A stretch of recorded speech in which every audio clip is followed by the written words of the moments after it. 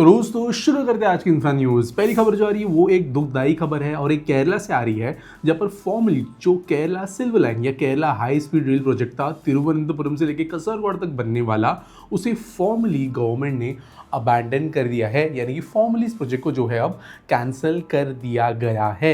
यानी इस प्रोजेक्ट के ऊपर अब कोई भी काम केरला गवर्नमेंट के द्वारा नहीं होगा। सेंट्रल गवर्नमेंट ने थोड़ा इसके लिए बैकिंग दिखाया था कुछ समय पहले, लेकिन बहुत प्रोग्रेस इस प्रोजेक्ट पे वैसे भी नहीं हुआ था। एनवायरमेंटल डिस्ट्रक्शन, कॉस्ट ओवररन्स, जो प्रोजेक्ट है उसकी एक्चुअल में डिमांड भी है क्या नहीं, ये सब चीज़ों को कंसिडर करते हुए यहाँ पर बेसिकली जो है प्रोजेक्ट को कैंसिल कर दिया गया है। अब दोस्तों वैसा देखा जाए तो ये जो लाइन है कसरगोड और तिरुवनंतपुरम के बीच में, यहाँ पर ऑलरेडी वंदे भारत कई चलती है और फुल चलती है, one of the highest occupied चलती है, डेंस कॉरिडोर ये है, लेकिन अब इसे जो है अबैंडन कर दिया गया है। अगली खबर दोस्तों जो आ रही है वो है सेंट्रल इलेक्ट्रॉनिक्स लिमिटेड से, जिन्होंने 200 मेगावाट का एक मॉड्यूल मैन्युफैक्चरिंग प्लांट शुरू करने का डिसीजन लिया है, बेसिकली कमीशन कर दिया है उत्तर प्रदेश के अंदर। यूनियन मिनिस्टर ऑफ स्टेट जो है of science and technology and earth sciences, वो प्रेजेंट थे इस पर्टिकुलर प्लांट की ओपनिंग के दौरान, और यहाँ पर सीईएल ने प्रपोजल फ्लोट किया था वैसे 24 अप्रैल 2025 को, और बिडर्स विद इन मंथ शुरू होकर जो विद इन अ ईयर यहाँ पर अब जो है काम शुरू हो गया है। तो ये ऑब्वियसली देश के अंदर बड़ा इम्प्रूवमेंट है in terms of electronics manufacturing में, हम कहाँ पर बढ़ रहे हैं। वैसे यहाँ पर दोस्तों और भी काम हो रहा है जिसके बारे में आगे जाके खबर मिलेगी। अगली खबर दोस्तों जो आ रही है वो है मुंबई से, जहाँ पर चेयरमैन एंड मैनेजिंग डायरेक्टर जो है एनआईबीई लिमिटेड की, उन्होंने अनाउंस किया है कि वो शिरडी के अंदर अपना फ्लैगशिप डिफेंस मैन्युफैक्चरिंग कॉम्प्लेक्स बनाएंगे, और इसका इनॉग्रेशन भी किया गया है 23 मई 2026 को। बेसिकली 3000 करोड़ के ओवरऑल इन्वेस्टमेंट के साथ में बना हुआ जो कॉम्प्लेक्स है, ये बहुत बड़ी लेवल पे डिफेंस का काम शुरू होगा शिरडी में।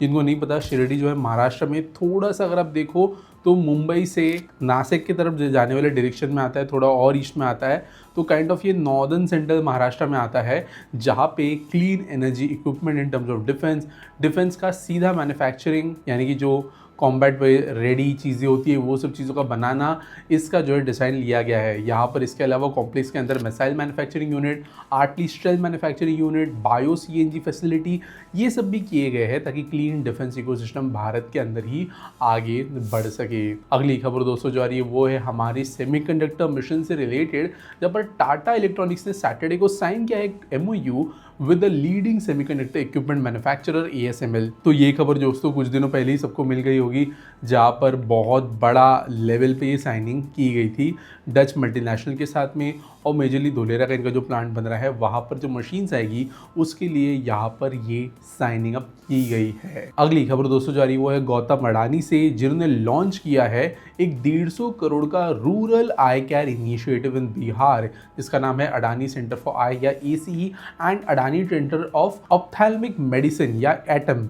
यहाँ पर बेसिकली ये अपना CSR एक्टिविटी कर रहे हैं। 3.5 लाख आई सर्जरीज जो है वो एनुअली करेंगे, ऐसा बोला है। 1000 आई केयर प्रोफेशनल्स को वो हर साल ट्रेन करेंगे, ऐसा भी उन्होंने बोला है। जहाँ पर ये Adani training in ophthalmic medicine जो है वो क्रिएट करेंगे, एक इकोसिस्टम बनाएंगे जहाँ पर लोगों को जो है यहाँ पे ट्रेन भी किया जाएगा, साथ साथ जो बिहार है वहाँ पे लोगों को इनिशिएटिव के अंतर्गत ऑपरेट भी कराया जाएगा। अगली खबर दोस्तों ये गुजरात मेट्रो रेल कॉर्पोरेशन से, जिन्होंने इनिशिएट कर दिया है next stage of Ahmedabad metro's phase 3 expansion by inviting tenders for detail design and consultancy on 2 proposed elevated corridors. तो यहाँ पर जो कॉरिडोर है वो आगे थलतेज से गोधवी और कनाल रोड तक कनेक्ट होंगे।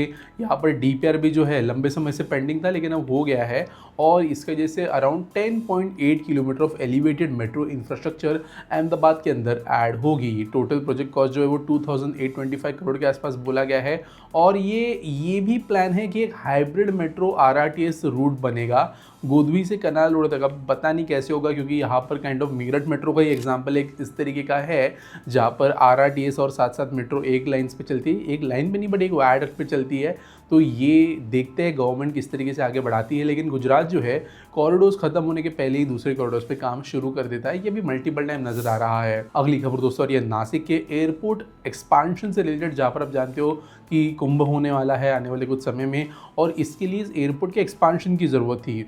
तो यहाँ पर जो director general of civil aviation है और ब्यूरो ऑफ एविएशन सिक्योरिटी है, उन्होंने टाइम्स ऑफ इंडिया को ये बोला है कि जो भी हर्डल्स बेसिकली आ रहे थे यहाँ पर वो निकाल लिए गए हैं। HAL जो हिंदुस्तान एरोनॉटिक्स लिमिटेड है वो इस एयरपोर्ट को ऑपरेट करता है, लेकिन अब 572 करोड़ रुपीस खर्च करते हुए यहाँ पर टर्मिनल एक्सपांशन का काम होने वाला है, रनवे के लिए भी कुछ टेक्नोलॉजीज होगी और एयरपोर्ट की हैंडलिंग कैपेसिटी जो है वो आगे बढ़ेगी। Currently 300 passengers per hour capacity बढ़ के 1000 पैसेंजर्स पर आवर हो जाएगी। यानी अगर देखा जाए तो अप्रॉक्सीमेटली 4 लैंडिंग्स पर आवर के हिसाब से अगर A320 को कंसिडर करें तो ये होगा, यानी कि कुंभ मेले के हिसाब से यहाँ पर काम जो है ठीक ठाक होगा। 17,800 स्क्वायर मीटर का एक्सपांशन होगा, 1.5 लाख स्क्वायर मीटर सिर्फ एप्रन यानी कि जो आउटसाइड एरिया टर्मिनल के उसमें भी एक्सपांशन किया जाएगा। आज के आस्क पीटी सवाल के बारे में बात करें तो अर्पित मालिया पूछते हैं, why can't we add EV chargers at every gas station? If not then all government gas stations like HP or BP, like we added diesel after petrol with the time cut off kerosene, so we could add EV there which will increase EV frequency and effectiveness for working। देखो पहली बात तो जो ये काम है ना वो HP BP के अंदर हो रहा है, जहाँ पर ऑलमोस्ट जितने ये सरकारी स्टेशन है या सरकारी PSU के स्टेशन है उन पे एडिशन किया ही जा रहा है EV चार्जिंग स्टेशन का, और ज़्यादातर अर्बन एरियाज के अंदर वो हो चुका है। कई जगहों पे नहीं हुआ होगा मैं मानता हूँ, लेकिन एक बात एक समझनी है, इसको डीजल से कंपेयर नहीं कर सकते।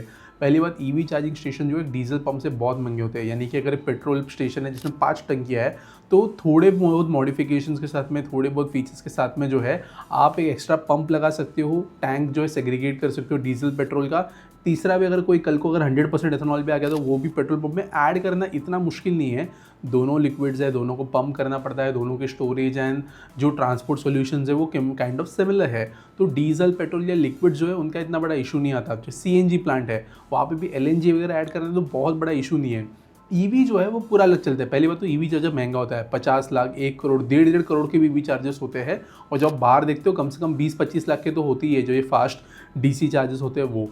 फिर उसके बाद में कई बार इनके लिए सबस्टेशंस की ज़रूरत पड़ती है, क्योंकि पेट्रोल पंप अगर एकदम खेड़ इलाके में, गांव में है, तो वहाँ पर इतनी कैपेसिटी ही नहीं होती उस पर्टिकुलर रीजन की जो एक EV चार्जर सपोर्ट कर सके बिजली के लोड के हिसाब से, वो इश्यूज़ आते हैं। इसके बाद में इंस्टॉलेशन एक्सपर्टीज़ कुछ ख़राब हो जाए, फिर उसको इंटरनेट से कनेक्ट करो, फिर उसको ऐप से कनेक्ट करो। वहाँ पर ऐसा तो नहीं है कि जैसे पेट्रोल पंप पर जाके भैया को आप बोल देते हो 100 का पेट्रोल डालो तो 100 का EV चार्जिंग नहीं हो जाता। तो EV चार्जर एक्सपांशन जो है वो काइंड ऑफ मोर कॉम्प्लिकेटेड है और इसके वजह से स्लोली हो रहा है। और डिमांड सप्लाई का भी गेम है। अगर PSUs खर्चा कर रही है क्योंकि वो लॉस में जा सकती है, प्राइवेट कंपनीज यहाँ पे मेजर गेम प्लेन करेगी, लेकिन वो अब तक जो है चिकन एंड एग के प्रॉब्लम में फंसी हुई है। उम्मीद करता हूँ आपको सवाल का जवाब मिल गया होगा। आपके कुछ सवाल है तो आप कमेंट सेक्शन में मुझे पूछ सकते हो। अगर आप मर्चेंडाइज हमारी चेकआउट करना चाहते हो तो ये जो आपको फ्रेम नज़र आ रहा है ये हमारे मर्च में से ही है, जो आपको हमारे वेबसाइट पे परचेज करने के लिए मिल जाएगा, जिसके ज़रिए आप हमें सपोर्ट भी कर सकते हो। और मिलेंगे अगले वीडियो में। इंडिया की सबसे आइकॉनिक इंजीनियरिंग कहानियां अब आपके वॉल पे। ये सिर्फ फ्रेम्स नहीं है, ये है इंडिया की स्पीड, स्ट्रेंथ और टेक्नोलॉजी का सेलिब्रेशन। हर डिजाइन पावरट्रेन डिजाइन कंपनी ने इंजीनियर लेवल प्रिसिजन के साथ बनाया है। हर frame high quality 3D printed technology के साथ में बनाई गई है, जिसमें आपको मिलता है एक premium double frame box structure with matte finish inlay, एक क्लीन इंडस्ट्रियल लुक के साथ, जो इसे बनाता है ट्रूली यूनिक एंड एक्सक्लूसिव। 2000 से ज़्यादा इंफ्रा वीडियोस बनाने के बाद अब हमने एक नया मीडियम लॉन्च किया है, जिससे आप हमारी इंफ्रा स्टोरी टेलिंग को सपोर्ट कर सकते हो और अपने रूम में एक एक्सक्लूसिव इंजीनियरिंग टच ऐड कर सकते हो। जो फर्स्ट बैच ऑफ 50 कस्टमर्स होंगे उन्हें एक फ्री लोकोमोटिव किचन भी मिलेगा, और चाहे तो इसे सेपरेटली भी परचेज कर सकते हो। तो अगर आप हमें सपोर्ट करना चाहते हो तो ये in house developed infra frame आप परचेज कर सकते हो डिस्क्रिप्शन और पिन कमेंट में दिए गए लिंक के साथ।